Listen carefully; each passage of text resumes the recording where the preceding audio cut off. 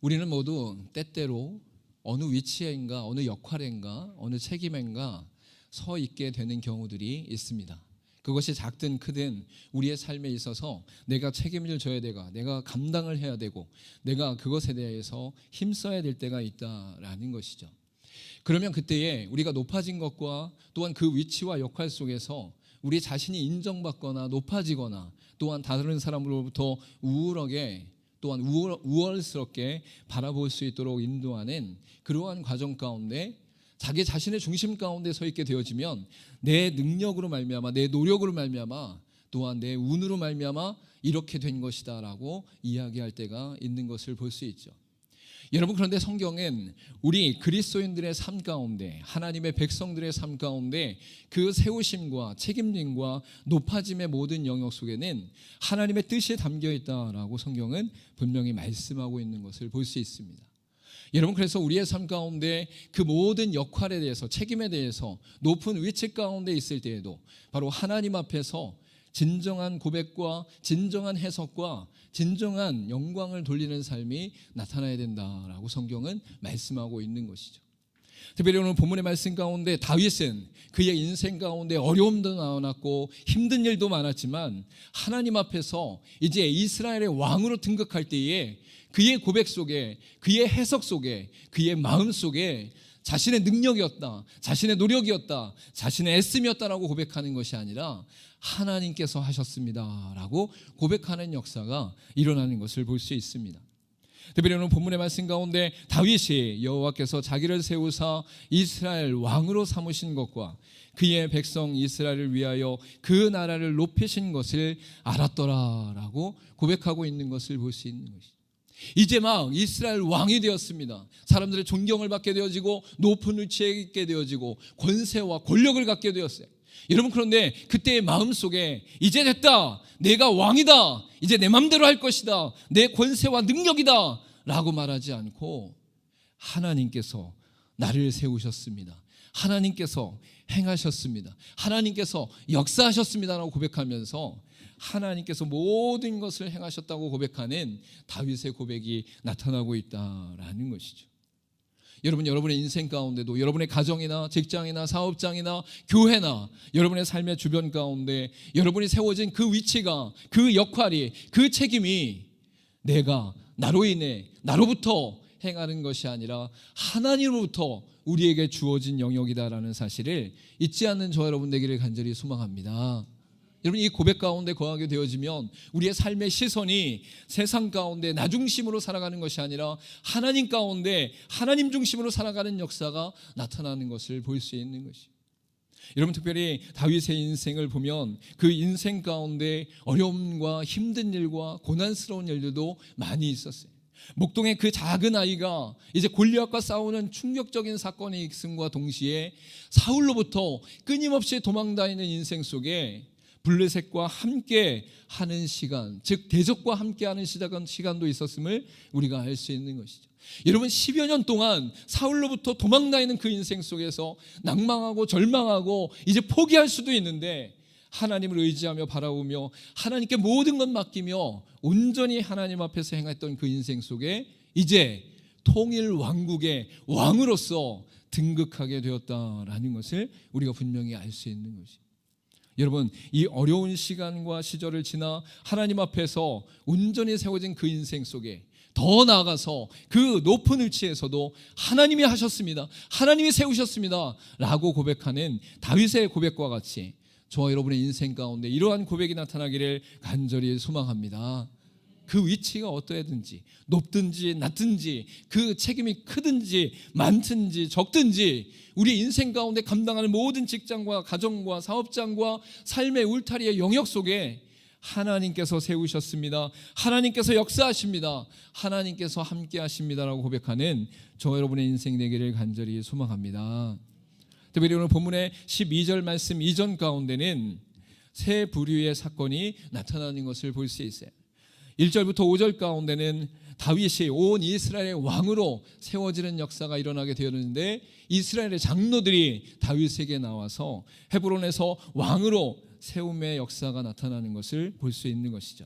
그리고 6절부터 10절까지는 바로 가나안 땅 가운데 있는 많은 영역 속에서 예루살렘에 있는 그 땅 속에 여부스 족속이 있었는데 그 여부스 족속을 몰아내면서 예루살렘을 다시금 재건하며 또한 그 안에서 다윗성을 짓는 사건이 나타나는 것을 볼 수 있습니다.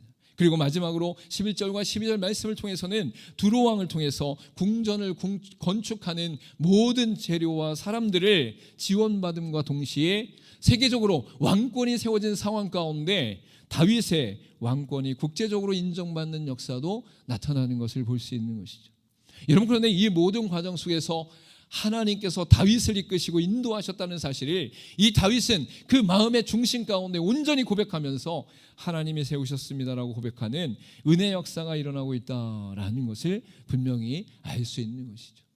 여러분, 그렇기 때문에 다윗이 위대하다, 훌륭하다라고 말할 때에 그가 전쟁을 치렀다, 통일한국의 왕이 되었다, 온 땅을 정복했다, 사람들을 잘 다스렸다, 이것보다도 자신에게 일어난 모든 영역 가운데, 삶의 울타리 가운데, 사건 가운데 그 모든 것을 하나님 중심으로 해석했다라는 것이 아주 훌륭한 삶의 조건과 기준이었다라는 것을 알 수 있는 것입니다. 여러분, 다윗이 수많은 일들을 했고 수많은 영광 가운데 거하고 수많은 사람들을 이끌었지만 가장 훌륭한 영역 가운데 있는 신앙의 중심은 모든 사건과 상황과 책임과 높아짐과 세워짐에 따라 그 중심을 하나님께서 행하셨습니다라고 하는 하나님 중심의 삶, 영적 중심의 삶을 살고 있다라는 것을 분명히 말씀하고 있는 것입니다. 여러분, 저와 여러분도 이 땅을 살아가면서 날마다 그리스도인으로서 성숙하며 자라나며 성화되는 여정 가운데 우리의 삶의 시선이 세상의 관점이 아니라, 세상의 시선이 아니라, 나 중심의 관점이 아니라, 나 중심의 시선이 아니라 하나님 중심의 시선, 하나님의 말씀의 시선, 하나님의 영광의 시선이 우리의 삶 가운데 담겨지기를 간절히 소망합니다. 특별히 오늘 말씀을 통해서 이 다윗이 하나님 앞에서 온전히 세워짐과 동시에 그 시선을 알았다라고 말씀하시는 그 내용이 저와 여러분의 인생 가운데도 깊이 새겨질 수 있기를 간절히 소망합니다. 특별히 다윗이 하나님 앞에서 바라본 시선은 첫 번째로 세우심의 주권을 아는 시선이었다라고 말씀하는 것을 볼 수 있습니다. 본장의 2절과 3절 말씀 가운데 전에 곧 사울이 우리의 왕이 되었을 때에도 이스라엘을 거느려 출입하게 하신 분은 왕이시었고 여호와께서도 왕에게 말씀하시기를 내가 내 백성 이스라엘의 목자가 되며 내가 이스라엘의 주권자가 되리라 하셨나이다 하니라.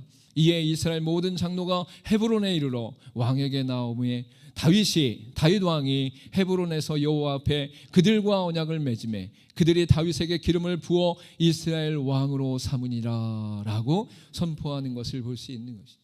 여러분, 이미 사무엘을 통해서 다윗이 어렸을 때에 기름 부음에 받은 역사가 있었어요. 여러분, 그러나 이 다윗은 그 순간 왕위로 등극한 것이 아니라 10년이 넘는 시간 동안 사울에게 쫓겨나 있는 광야의 시간을 보내게 된 것을 알 수 있는 것이죠.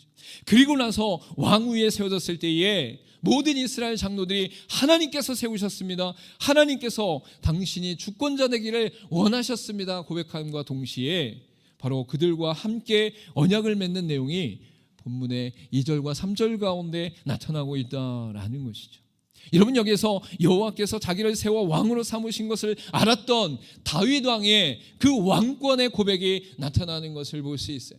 여러분, 다윗은 하나님 앞에서 세움을 받았을 때의 그 세움에 대하여 그 주권이 나에게 있는 것이 아닙니다. 내 능력에 있는 것이 아닙니다. 내 권세에 있는 것이 아닙니다. 내 열심에 있는 것이 아닙니다. 오직 하나님께서 나를 세워 왕으로 삼으셨습니다 라고 본문의 앞부분 가운데 말씀하고 있는 것을 알 수 있는 것이죠. 여러분, 여러분의 인생도 하나님께서 세우신다는 사실을 믿으시길 간절히 소망합니다. 하나님 중심의 삶을 살아가는 자들에게 그 중심을 온전히 하나님께 드리며 하나님의 뜻과 권세와 능력과 계획과 섭리 가운데 내 인생을 맡기게 되어지면 하나님이 세워가신다는 거예요. 하나님이 역사하신다는 거예요. 하나님이 함께 하신다는 거예요. 여러분, 여러분의 인생을 세우신 분도 하나님이시니 하나님께 모든 것 내어 맡기며 하나님만 붙잡고 하나님의 주권 앞에 겸손히 나아가는 저 여러분의 인생 되기를 간절히 소망합니다.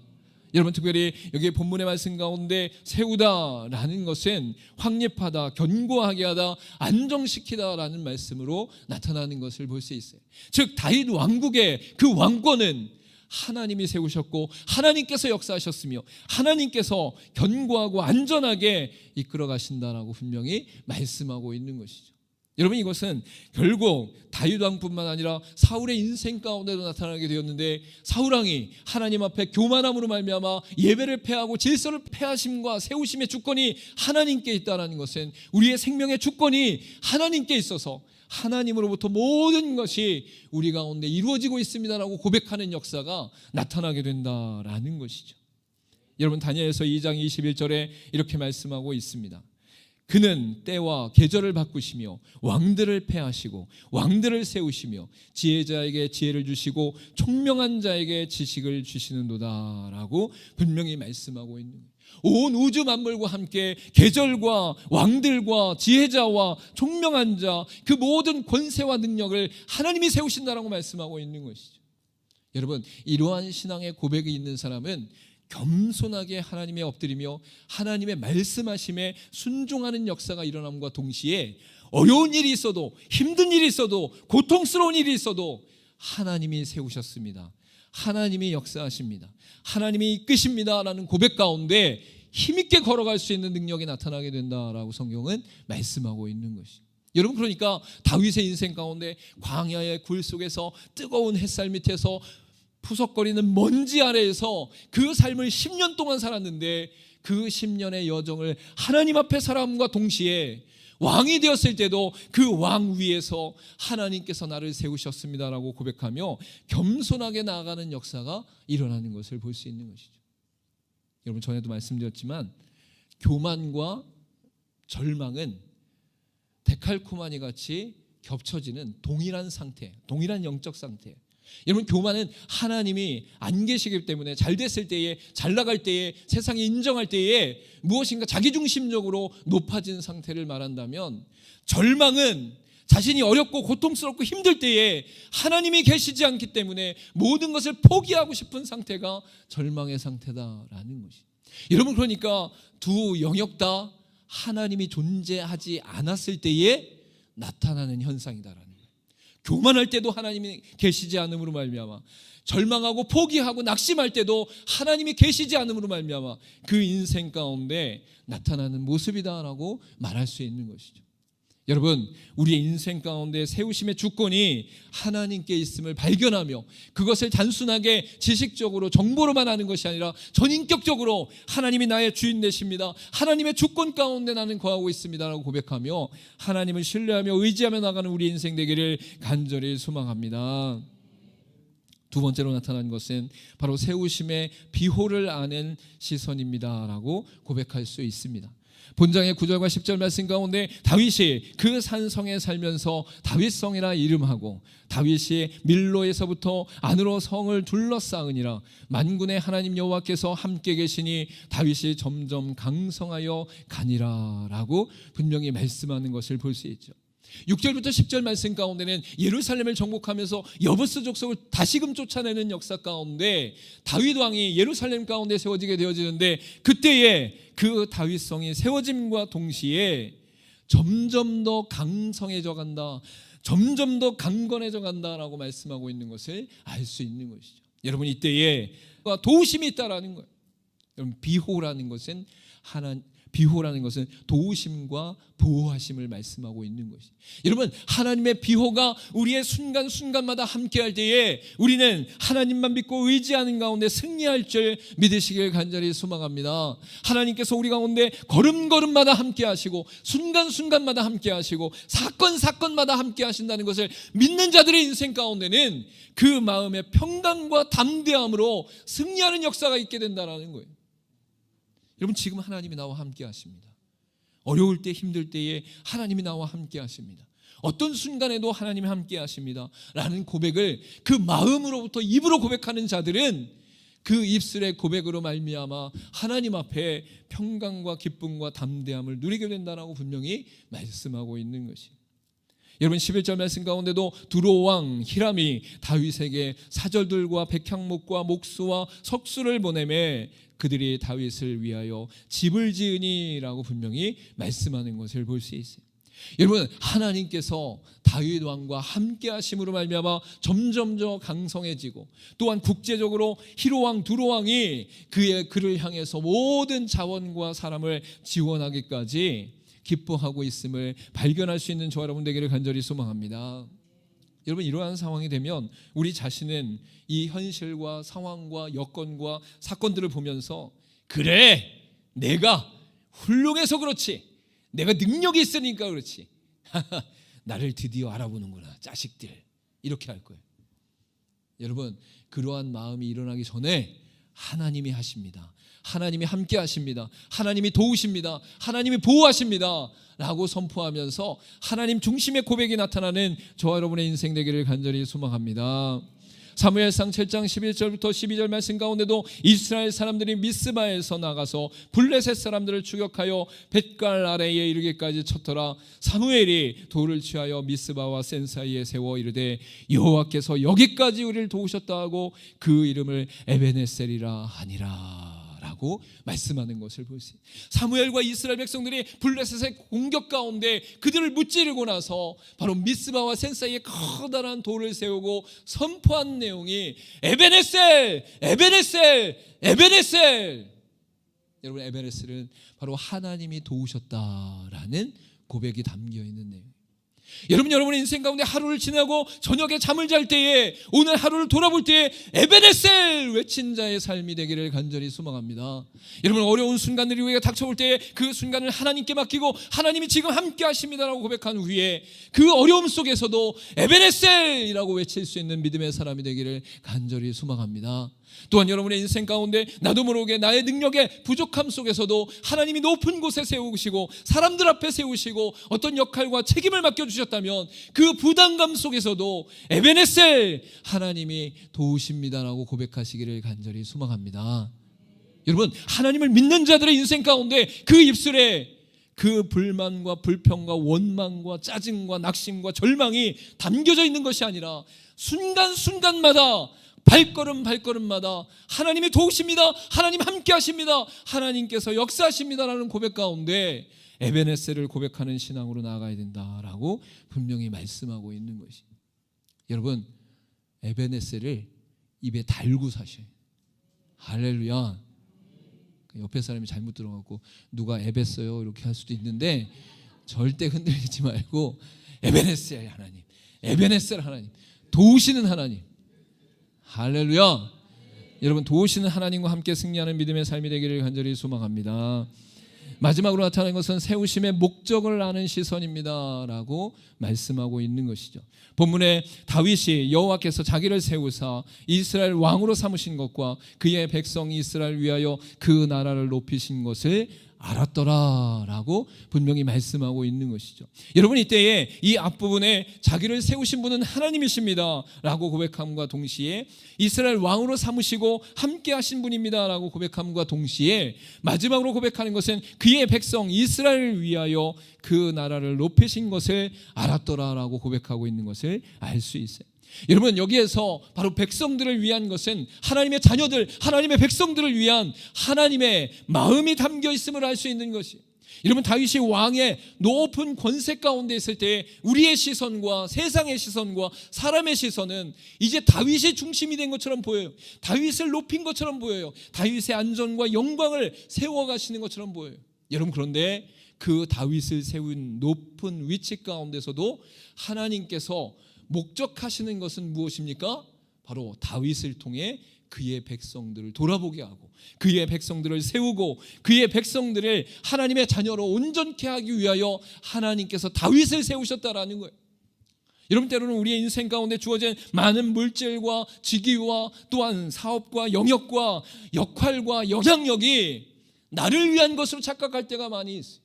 여러분, 세상에 많은 사람들은 나 때문에 돈 많이 벌고, 나 때문에 인정받고, 나 때문에 인기 있고, 나 때문에 영향이 있다라는 관점 가운데 자기중심의 삶을 사는 것을 볼 수 있는 것이죠. 여러분, 그런데 그리스도인의 삶 가운데는 삶의 시선과 관점이 완전히 바뀌면서 내가 높아질 때에도 하나님께서 내게 맡기신 영혼들을 위하여 이 일을 허락하셨습니다. 내게 물질을 줄 때도, 돈을 벌 때에도 그 물질은 하나님께서 그의 백성들을 세우기 위하여, 회복시키기 위하여, 불신자들을 전도하기 위하여 내게 주신 것입니다. 내게 어떤 직위나 영향력이 주어졌을 때에도 그것이 하나님의 영광을 위해 쓰임받기 위하여 하나님께서 내게 허락하신 것입니다 라고 고백할 수 있는 것이 믿음의 신앙 가운데, 깊은 신앙의 고백과 원리 가운데 해석되어지는 것이다 라고 분명히 말씀하고 있는 것이. 우리 같이 한번 고백해 보겠습니다. 하나님께서 나를 세우신 것은 나를 위한 것이 아니라 하나님의 백성을 위한 것이다. 여러분, 우리는 그러면 하나님께서 나를 사용하신다는 것, 이미 하나님의 백성으로 삼으시고 하나님의 은혜 가운데 부어주신다는 것을 기뻐함과 동시에 내게 있는 모든 것은 하나님이 내게 하나님의 백성들을 세우기 위하여, 하나님의 백성들을 돌보기 위하여, 하나님의 백성들을 구원하기 위하여 허락하신 것이다 라고 고백할 수 있는 저와 여러분 되기를 간절히 소망합니다. 여러분의 건강, 여러분의 물질, 여러분의 재정, 여러분의 사업장, 여러분의 직장, 여러분의 학교, 여러분의 걸음들, 모든 영역 가운데 하나님께서 세우신 그 목적은 나를 통하여 하나님의 영광이 드러나고 나를 통하여 하나님의 백성들이 세워지는 역사로 이끄시기 위함이다라고 분명히 말씀하고 있는 것이죠. 저와 여러분이 하나님께서 우리를 통해 일하시는 놀라운 역사 가운데 하나님의 영광을 위하여, 하나님의 백성들을 위하여 살아갈 수 있기를 간절히 소망합니다. 베드로전서 4장 9절과 10절 말씀 가운데 서로 대접하기를 원망 없이 하고 각각 은사를 받은 대로 하나님의 여러 가지의 은혜를 맡은 선한 정죄의 같이 서로 봉사하라라고 분명히 말씀하는 것을 볼 수 있어요. 여러분, 여기 보면 서로 여러분, 서로는 내가 다른 사람을 위하고 다른 사람이 나를 위하는 관계가 서로의 관계예요. 여러분, 하나님의 백성들이 나 자신을 위한 것이 아니라 다른 사람을 위해서 살 때에 나도 다른 사람이 나를 위해서 사는 역사가 일어난다는 거예요. 할렐루야. 내가 나를 챙기고 나를 위해 살고 나의 목적을 위해 일하고 애쓰고 힘쓰는 그 영역을 넘어서 다른 사람을 위해서, 다른 사람을 위해서, 다른 사람을 위해서, 이런 그런 어떤 역사가 일어난다고요? 하나님께서 다른 사람을 통해 나를 살피시고 나를 세우시고 나를 도우시는 역사가 일어난다는 거예요. 할렐루야. 여러분, 저와 여러분의 인생 가운데 그리스도의 가치관, 그리스도의 복음의 역사 가운데 나를 위해서 사는 것이 아니라 다른 사람을 위해 살아가는 은혜 역사가 일어나기를 간절히 소망합니다. 여러분, 이 세 가지의 시선이 다윗의 인생 가운데 있었기 때문에 그가 훌륭한 신앙인으로, 훌륭한 예배자로, 훌륭한 하나님의 사람으로 세워졌음을 우리가 분명히 알 수 있는 것이, 특별히 이러한 삶을 살아간 모든 신앙의 선인들과 위인들 가운데 요셉의 인생 가운데도 이러한 고백이 나타나는 것을 볼 수 있죠. 창세기 45장 7절과 8절 말씀 우리 같이 한번 읽어보도록 하겠습니다. 시작. 하나님이 큰 구원으로 당신들의 생명을 보존하고